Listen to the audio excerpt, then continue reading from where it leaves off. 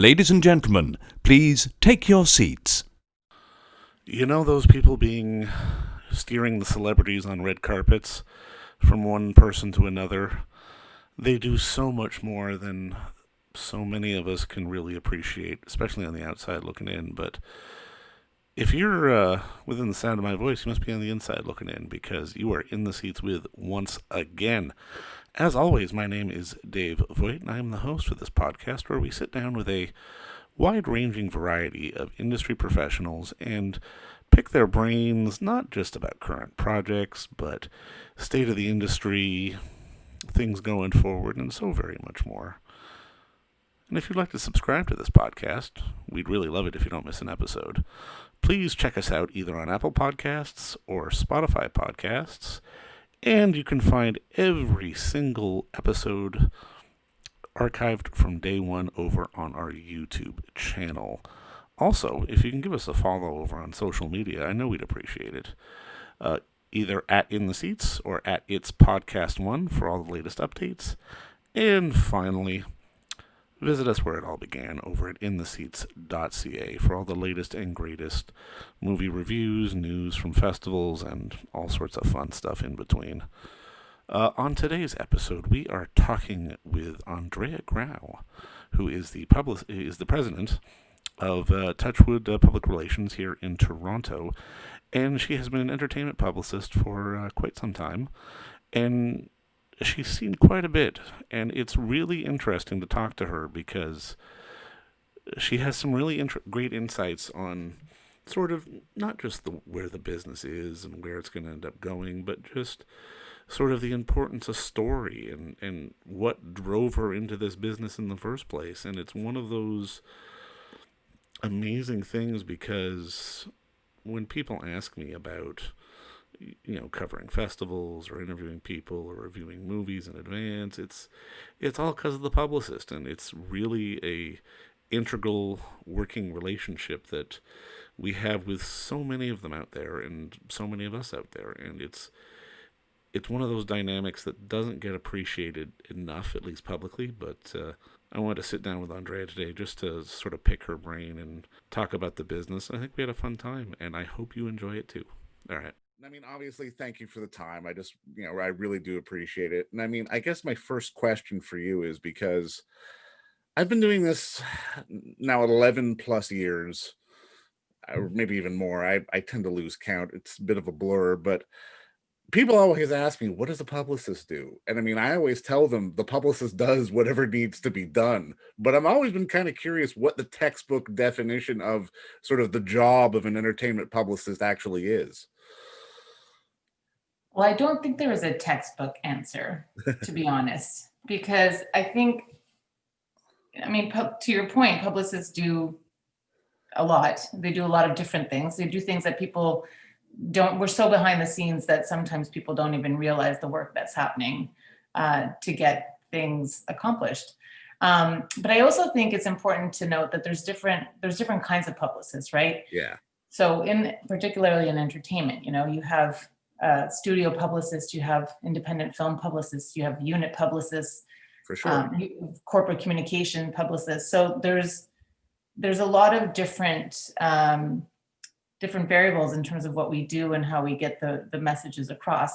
I think the easiest explanation is, we become responsible for telling the story, right? So we're entrusted with the stories that filmmakers have made, that creators have made, and we become entrusted with them to share it with the larger public.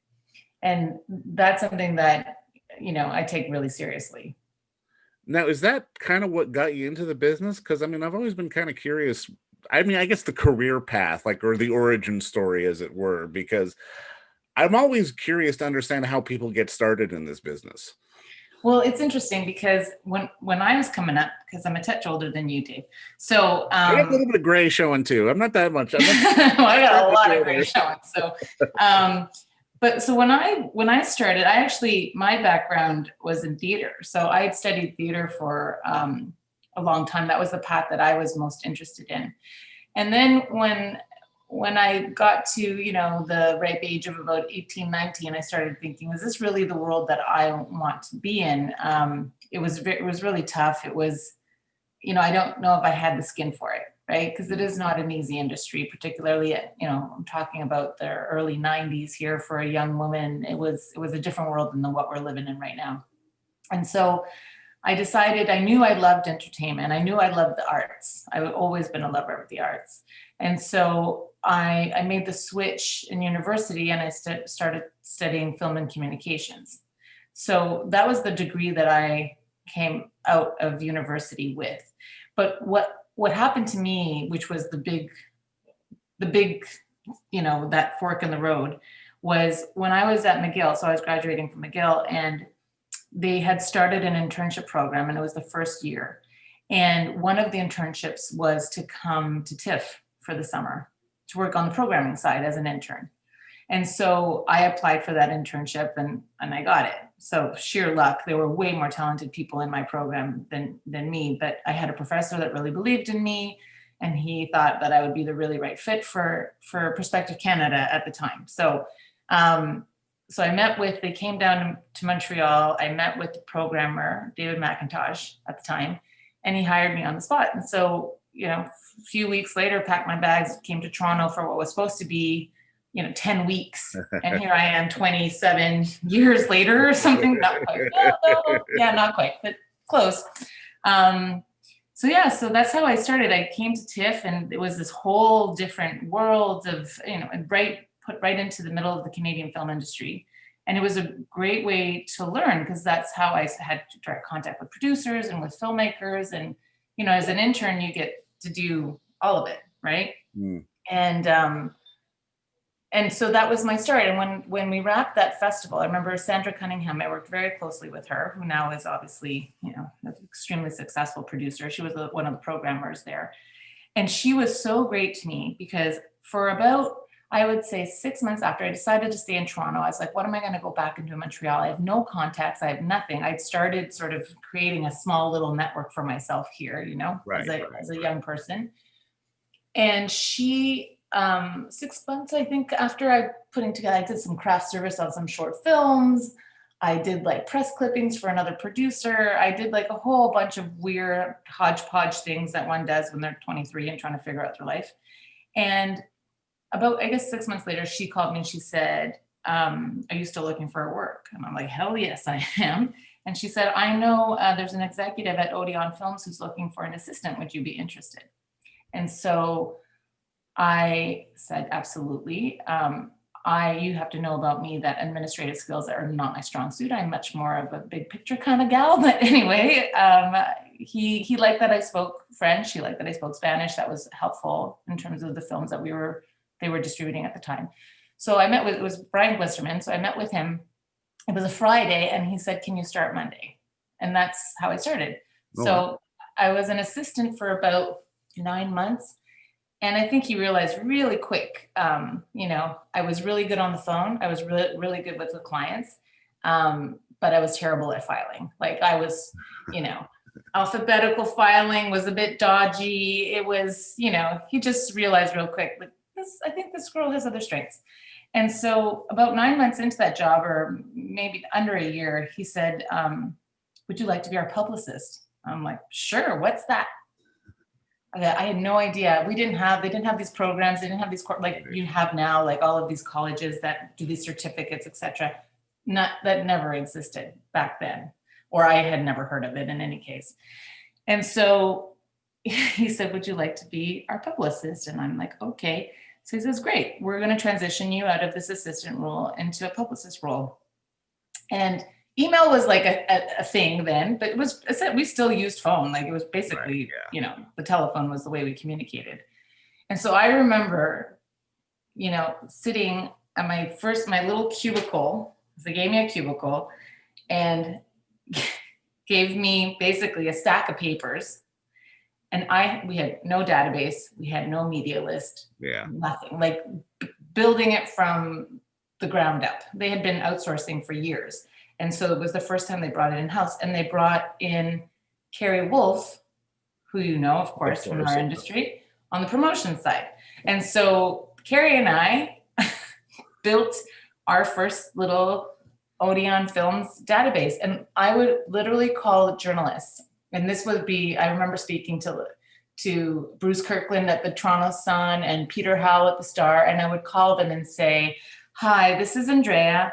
I really don't know what I'm doing, but I'm here to help you."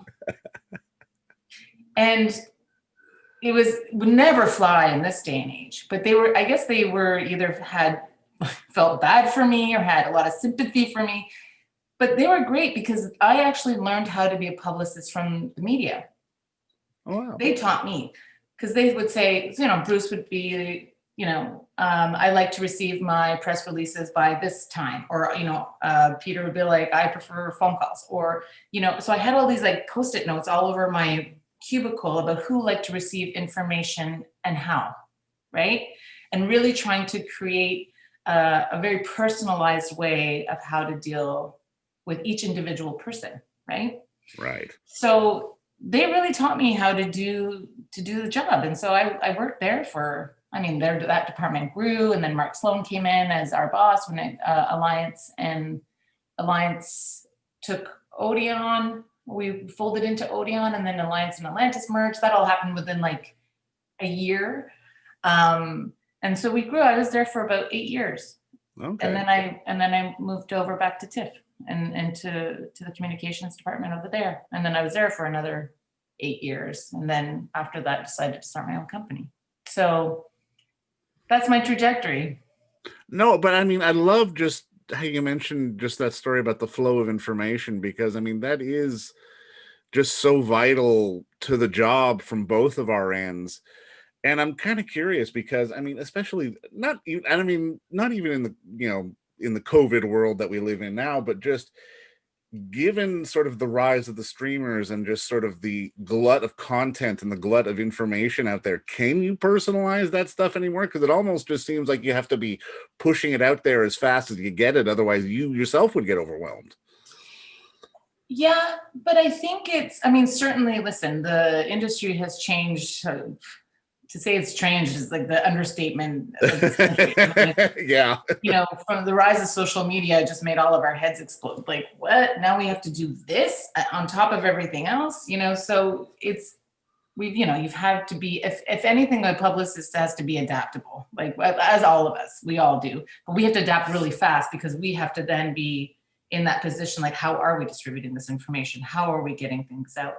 And just the sheer number of, media outlets that exist now, right? All the online outlets, all of those things that we have to be taken into consideration.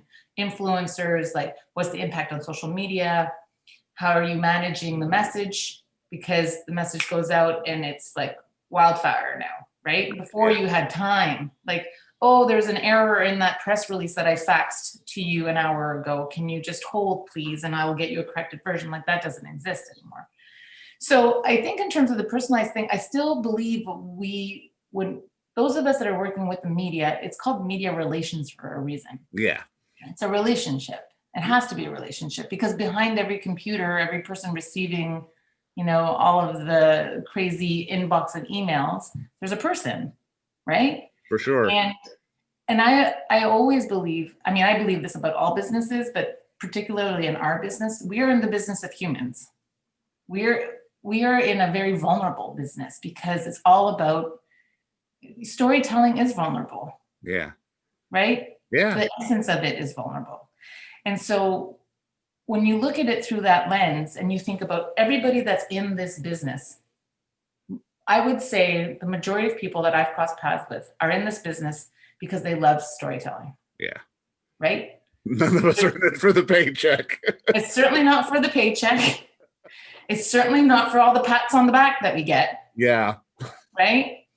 So it's really for the love of storytelling. And when you think about it like that, every story does matter. And the way that things are being interpreted does matter. And so, yeah, you send out your blast to your 2,000 media, but within there, there's like a solid, 25, 50 people that you need to talk to. Yeah. Right? That it's important to have a back and forth, to have a rapport. and to have a trust, because if you don't have trust, there's not. No, you're absolutely right. You're absolutely right. And I mean, and then that does speak to just sort of the general nature of the business and the amount of stuff that is out there. And because it does get a little overwhelming just in terms of, trying to keep a relationship with you or trying to keep a relationship with other people and trying to balance all that. I mean, it really makes for such a interesting dynamic that people on the outside looking in don't necessarily understand. Yeah, no, they don't understand. It's a very special thing that we do.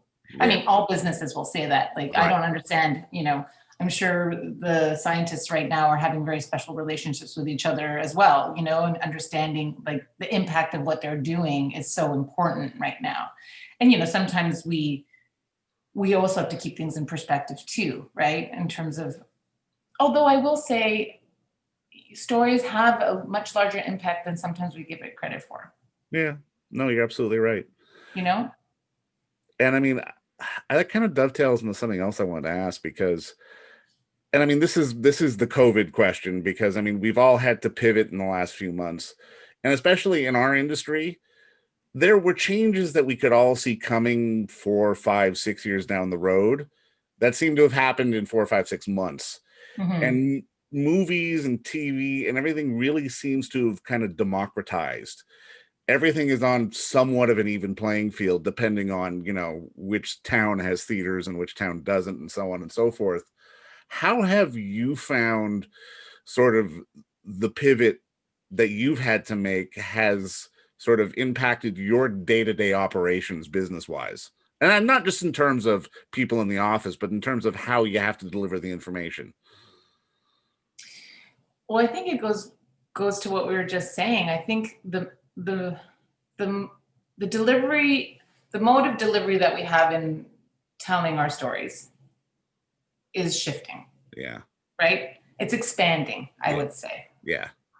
Because I think the idea, and I think there are other industries that have gone through this change earlier. Books went through this change, music went through this change, right? And then what you find is that there's this huge, the pendulum swings one way, like anything, and change, pendulum has to swing one way, and then eventually it finds its balance sort of in the middle, right? Yeah. And then what you actually find is that there is room for all of it. That is, like, if we're talking about, diversity, like even diversity in the medium is also important, right? From an accessibility perspective. Yeah. Right? Depending where you live. So even now, like depending where you live, certain theaters are available, certain theaters aren't. Some people can afford all of the streaming channels, some people can't. Like, but there are options, right? For everybody. When it comes to how we're distributing the information and all of that, I think it still comes down to what makes the most sense for the story that you're telling, right? From a publicity perspective. So, every project has to be, in a way, there's like, it's tailored for every project that you have, has a tailored way of doing things. I don't think you can push everything through. You can throw a big net for the things that require a big net, and then other things are much more bespoke, right? It's much more specific. And just knowing what the project you have in your hand and how best it needs to be delivered. In terms of COVID, I think what's important is knowing that, if anything, what we've learned through COVID, for what I have noticed anyway, personally, is that the things that fundamentally matter, right? Okay, toilet paper, we know, right? Food, shelter, right? Okay, health should be first, right? Access to fresh air. Yeah. Access to nature, right? Yeah. So once you've accomplished all of those things, what is the next thing that people are doing? They're looking for stories. Yeah. They're looking for content. They're looking for... It feels like such a dirty word, though, content, doesn't it? Content. I don't think content's a dirty word. I think it's the easy word, right? I prefer stories, but, sometimes people will say, well, you have short stories, you have a couple minute stories. I mean, even look at Stacey Donen, the Greetings from Isolation short films that he did, that he didn't do, but he worked very hard to collect all of those short stories. I mean, those were like on people's iPhones, done from home. I mean, it was amazing, the creativity that came out of that. And those are stories, right? That people needed to see, needed to feel, oh, I'm not alone. I'm not alone. Look at, everyone is in their home trying to figure it out. It was interesting. I was having a conversation even this morning with someone. We were talking about the forgiveness that we have now also for, when you're on all these Zoom calls all day long, right? In and of themselves, they are starting to be these little micro stories because, some kid's going to run into the same, like, hi, to like a group of like executives, right? Right. Or, you can hear the laundry going in the back or, so there's all of this like real life activity that's happening. And we've all stopped pretending like we don't have personal lives, Yeah. Like, or this is my house and it's like messy right now. Like, sorry, until we've all discovered the filters, which is a whole other thing. But anyway, I think I've completely gone away from the question that you asked me. But I think in terms of COVID, I think what it has also taught us is to be also more sensitive, right? Yeah. About how we're delivering things. Also understanding that, let's say you're not hearing back from the press as quickly as you'd like.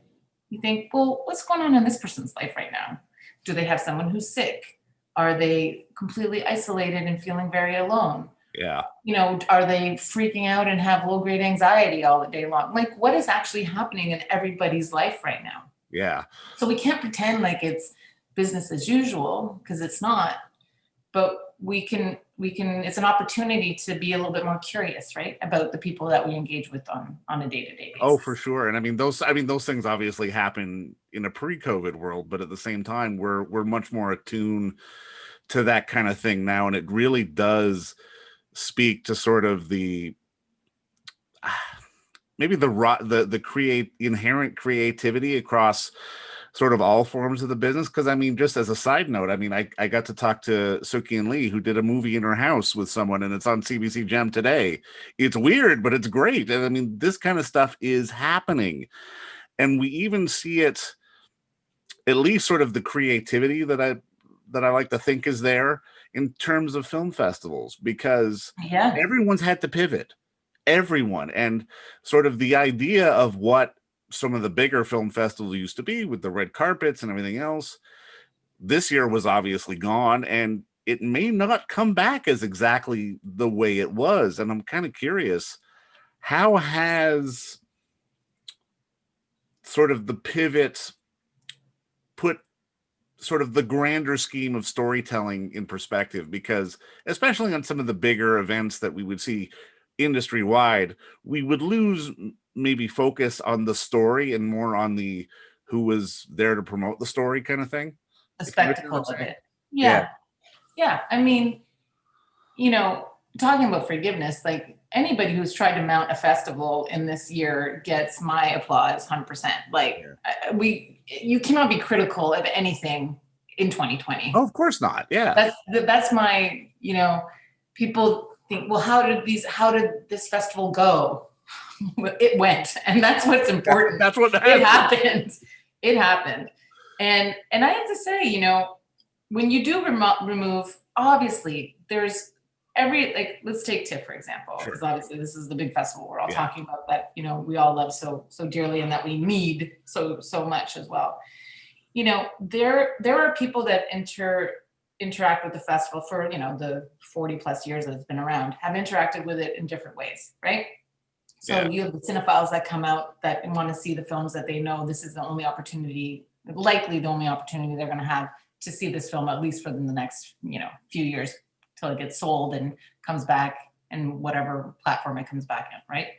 So you have that group of people. You have the group of people that just want to be part of like the energy of it when it's like, Festival Street and just the noise and the excitement and everyone outside. And so, that is a huge part of that, lights up our city, right? Yeah. And I think that's important. So, and then there's the other people that love to see films that will be coming out in 2 weeks, but they want to be part of that special first audience that has that feeling of being at a world premiere, right? So, and of course, there's all like different you know, a festival like TIFF will provide you with sort of the whole spectrum of cinema, Yeah. essentially, right? So, okay, so you take away the lights and excitement and the energy, right? Okay. Do we end up with, you know, much more focus on the storytelling and the films themselves? Yeah, we do. Yeah. But that still is there anyway. The people that are interested in the film and the filmmaking and the filmmakers are always there. We've just this year lost that other. I mean, they did a good job with the drive-in and all that, so they got some of that, right? Obviously, it was, you know, people were less, you know, less wanting to go outside, and so they don't get that. Clearly, it was in no way the same sort of level of what it has been in past years. But I think, you know, that focus, I think even if when you remove the spectacle of it, it doesn't mean that that now we're focusing on the storytelling and the filmmaking. I think there already is that group of people that always is interested in that. Do you know what I mean? No, for sure. Now, I mean, I have to ask this on a personal level, because I mean, I at least found for me, especially in sort of August and September this year, I had this sort of kinetic muscle memory of needing to be moving 1,000 miles an hour, but not actually going anywhere. Did you kind of feel that too? Because I've just been curious that, like, if other people felt that, because there is such a well, I don't want to say misconception, but you know, people on the outside looking, TIFF's 10 days, it's a lot of fun, you're running around, blah blah blah. No, in the industry, it's 2 months, 3 months, 4 months of that kind of energy. And there's, at least from my perspective, I found it hard to find somewhere to put it, because in my brain, in my muscle memory, it was like, oh no, I need to be running right now, but I'm not. Yeah. What do you mean? There's nowhere I need to be right now? Exactly. You know? Yeah. I mean, it was interesting. Like August for us, usually between TIFF, which we usually have like 15 to 20 films, like 5 big events, like we have that, but we also have Fan Expo. Yeah, that's right. Yeah. Right. Which is just like the weekend before, which is its own beast and like incredible, amazing energy and all that. So August for us this year was weird. It was very weird. People took holiday in August. Like, what? You know, people were saying, I have not had a holiday in August since ever in my career. Like if you work in film in Toronto, you have not had a summer holiday in August in your entire career, essentially. Unless, you know, maybe if you only have like one film. But still, even then, there's a million things to do, right? Even with one film, there's a ton of things to do. So it was weird. I was, you know, there for the first week of my kids' school. Like I was there every day, because usually I'd be there. I was always there for the first day of school. Yeah. And then I would leave, because during TIFF, I would always like come downtown and get a hotel, because Mama can't focus on making lunches when I gotta be commuting an hour plus back and forth. And and it's also just from a focus perspective, it's not fair to anybody, right? It's too much stress for one person. So I would always at least for five days, I would check into a hotel and just fully immerse myself into TIFF. So in a way, it was really lovely to have that time. Like this whole year has been lovely from a personal perspective, because I've had that much more time with my children, who are growing. They're teenagers now, so you know, they still talk to me, which is great. But yeah, it was weird. A lot of us here in the office, well, not here, like over Zoom, would say, I miss the energy. Like I miss, you know, what we miss the most is at the end of because we would sometimes try to have these days we're all somewhere different. Right. And then at the end of the night, we would like find ourselves either in a restaurant, or if there was a party or something, an event that we had to like all work. And, you know, at the very end of the night, we'd meet up with each other, and we'd tell each other all the crazy ass things that had happened to us on that day, which, you know, are not to be repeated ever. No. And then we would laugh and laugh and laugh, because nobody understands it like another publicist. Yeah. Like there's just the things that we have seen and experienced are honestly, it's just, when you share them with your colleagues and they get it, it's a very special moment. So that sort of camaraderie, that I miss a lot. I miss that a lot. And I've Yeah, heard a that few was of those stories. They're definitely not to be repeated on air. So, no, it's but yeah, this for the memoirs for later. Yeah.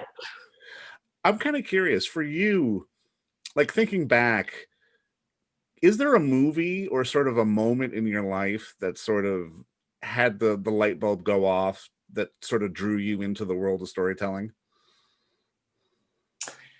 When I was little, my mom is a huge movie buff, Okay. huge movie buff. And she would take me to the movies all the time. This is what we would, both my parents. But then when I got older, my mom would her and I would like skip school one day and she'd take me to the movies. And it's really interesting because we didn't have kids films back then. Yeah. So I'd be dragged to see like Gandhi and and Reds. I remember Reds being, what is this? Just these like epic tales, right? And my brother and I would just be dragged there. He was less into it. I was always like, wow, what is this world? Yeah. You know, films now, which are unfortunately like, you know, Purple Rose of Cairo, which is, you know, we can't talk about that movie anymore because it's Woody Allen film. Yeah. But I remember that film when I was young, sort of just, I remember it. Well, I remember watching it for the first time, Right. you know? So, and then there was one time we went to see, I can't remember what film it was, and it was, they were sold out. So we went to see another one. And it was the first time I saw a foreign language film. It was My Life as a Dog. Oh, wow. Okay. Yeah. And it was subtitled. And so it starts, and I look at my mom, she's like, just read. You'll figure it out. You'll catch up. You know, and I'm like, but it's reading. And she's like, yeah, you'll see. Soon it'll feel like you're just watching it. Right? Yeah. So those were the early memories for me in terms of film. Right. But I loved just escaping into film. I was a big reader too. I like reading, but movies for me were always where it was at. So that for me, from a young age, that was really it. I remember in university, like Jesus of Montreal was, I did like so many papers on that. And then I remember the first time I was in my role at Odeon, I think it was I guess it would have been the Genie Awards back then. And Denis Arcand was there. Oh, wow. And I saw him across the room and I almost lost my shit. It was the first time I'm like, this is the guy who I've been like writing all my papers about in university. He's like literally standing there. Like, what is my life? How is this even possible? Right. Yeah. And I went over to him and I was very shy and I'm like, you know, I'm fresh out of university and I've just written my like papers on you. And he was lovely. And anyway, it's so funny. It's interesting. Like you start to meet your favorites, right? And he was lovely, which was great because sometimes you meet your favorites and you wish you hadn't. So, you know, that's the downside of this business. If you really love someone, maybe try not to work with them because you never know what it's going to turn out like, right? No, absolutely. No. And I mean, at least personally, I think my similar moment was Jean-Marc Vallée a few years ago. And it was the second time I had interviewed him and he remembered every single person. And we all walked into the room and I was just like, yes. He's awesome. I love Jean-Marc. Jean-Marc is the best. He's a great, great, great guy. Super. Now, just to put a bow on all this, because we got to get you out of here. Invariably, because of the situation in the world, our business before all this is going to look very different after all this. Mm-hmm. And I'm kind of curious, like what kind of changes do you see sort of industry wide? Because I mean, I look at a lot of things like, I mean, people are like, there will be some people saying, oh, theatrical's dead. It's like, no, it's not, but it's going to change. Mm-hmm. Everything is changing. Like what kind of changes do you kind of see going forward? I think people are really going to start looking at their business models and seeing what makes sense now. So not doing what they did yesterday because they did it yesterday, but really, you know, what is the future going to look like and how adaptable we need to be. The one thing that I know is that change is constant, whether we think it is or not. Like we like to think things are secure and they never are. Like that's like the bullshit we tell ourselves, right? Of course, yeah. And so the one thing that I know is that if you look over the course of history, over the evolution of everything, of the arts, of how they've developed, over film and how it's developed, like, you know, the way that our business used to be run to the way that it's run now, it always, it evolves. It evolves, and it doesn't get worse. It just changes. It's just Right. different. Yeah, exactly. You know? So this thing about things being better or worse, I don't subscribe to that. I think things are just going to be different, and I think we're going to be different. Yeah. As people. Yeah. Because this experience that we're living is it's discombobulating for Totally. sure. Yeah. Completely. But in that discombobulation, you realize a whole bunch of things about yourself and about, you know, your society and the people around you and what matters and how humans interact and all the rest of it, right? And so the filmmaking is going to be reflective of that. Yeah. Right? Yeah. It already is. Yeah. You know, in TV, you see like shows that have been managed to shoot during pandemic, you're seeing those storylines now, like in This Is Us, like it's part of their actual storyline, Yeah. right? Yeah. So, and that's another thing, is like we didn't even talk about like television. Right. Yeah. Right? Or like there's some incredible things happening. Oh, totally. The storytelling that's happening on the small screen, if you will, you know, that's specific for that is just phenomenal. It's phenomenal. And so, you know, I think it's just going to be, you know, I don't have my crystal ball out, you know, so I can't say what direction it's going to go in, but I really trust that creativity is going to bubble to the top. It always does in these kinds of environments. Yeah. It always does, because, you know, a body in motion stays in motion, right? And, you know, the inertia is what kills us. So things that are evolving and changing and growing and morphing, and out of that, only creativity can come. So, you know, I don't know where it's going to land. And wherever it's going to land, let's be honest, it's not going to land there for long anyway. Right? Yeah. I mean, just look at, you wake up in the morning and like, oh, Twitter now has fleets. What's this? Like, every day there's a new algorithm happening. Or you know, there's all sorts of stuff that's going on that we don't even know about. Like, we're talking about the stuff that we know, Dave. Imagine the stuff hasn't even entered into our consciousness yet. Right, exactly. Right? Yeah. So with the information that we have, sure, we can make our predictions. But what I know, because I'm old enough, I know that there's a lot of stuff that I don't know. You know, and I know. But, and that for me is really exciting, to be honest. And what I love about running a business the way, like our business, we don't know. Every day could be a new day. Yeah.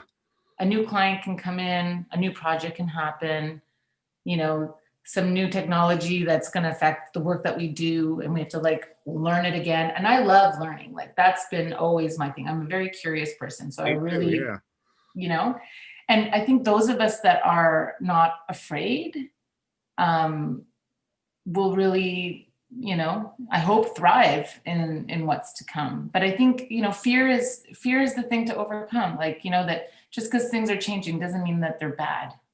No, you know? And you're absolutely right. And I mean, I think that's a great note just to wrap it up on, because, and I mean, I have to thank you personally, just from my perspective, because especially when I started in this business, as much as I thought I knew film, I was smart enough to know I didn't really know film. But then I would get publicists go, hey, try this. Oh, you might like that, or give this a chance.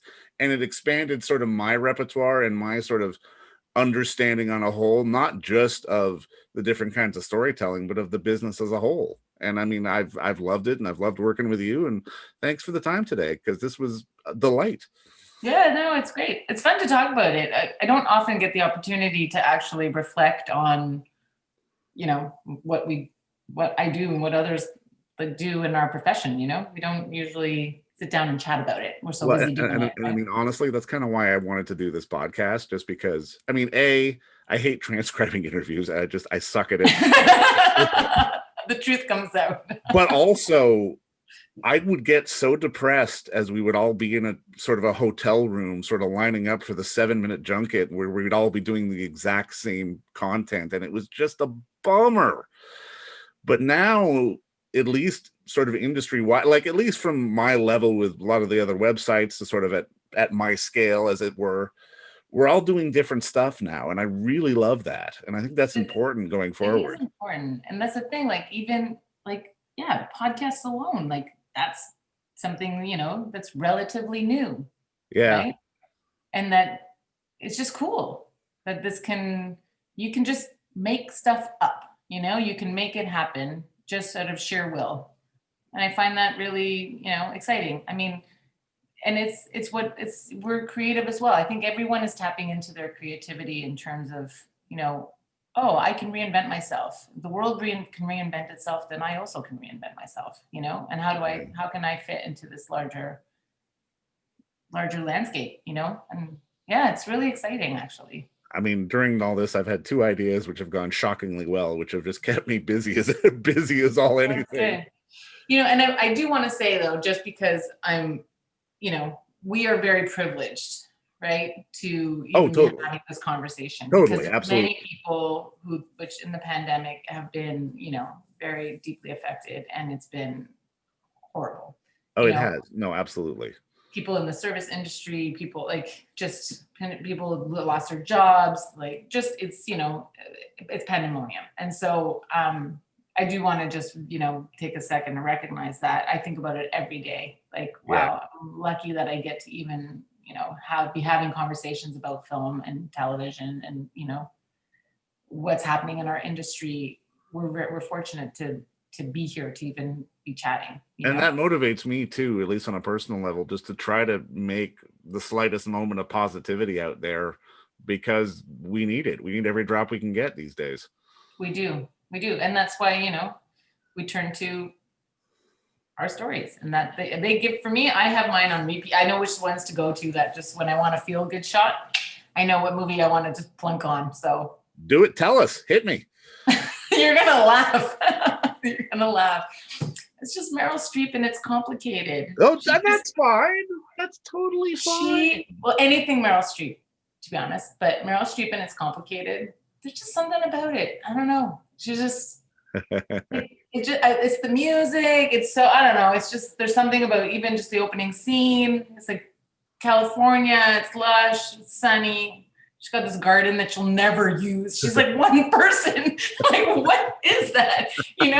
It's just it's so extra. But it's just Meryl being Meryl, and I don't know. She makes me happy in my darkest days. So that's one that I put on. And at the end of the day, that's what matters when it comes down to so much of this stuff. Just to find stuff that we get joy out of, and Yeah. I get joy out of talking to you. And that thank you again. This was a lot of fun. Great. Thanks so much, David. Appreciate it.